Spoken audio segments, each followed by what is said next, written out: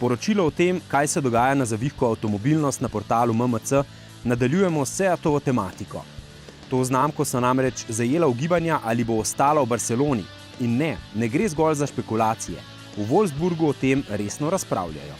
Med korporativnimi novicami je močno odmevala tudi ta, da General Motors močno pridobiva svojo vrednost na borzi. Prodaja Opla mu je očitno dobro dela.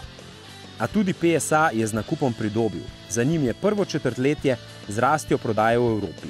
Osmoljenec v obeh novicah pa je Opel, ki gre še bolj navzdol. Težave spremljajo tudi Teslo.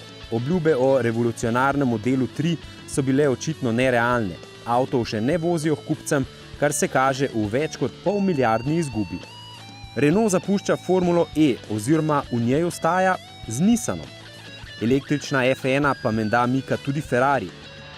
Da je elektrika začela čistiti še tako bencinsko umazane luksuzne firme, pa dokazuje tudi vest, da je električnega superšportnika sestavil tudi Ducati.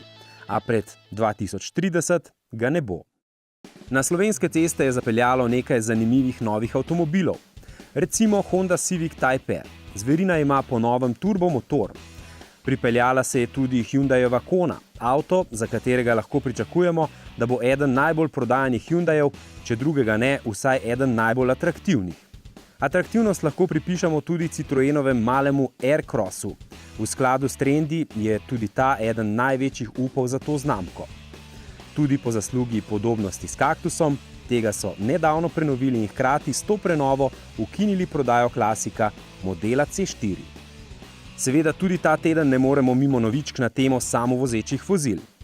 Tokrat poročamo, da bodo majhno nemško letališče Versfeld letošnjo zimo plužili samovozeči tovornjaki. Poštar DHL bo svoje pošiljke raznašal z roboti z nosilnostjo 150 kg.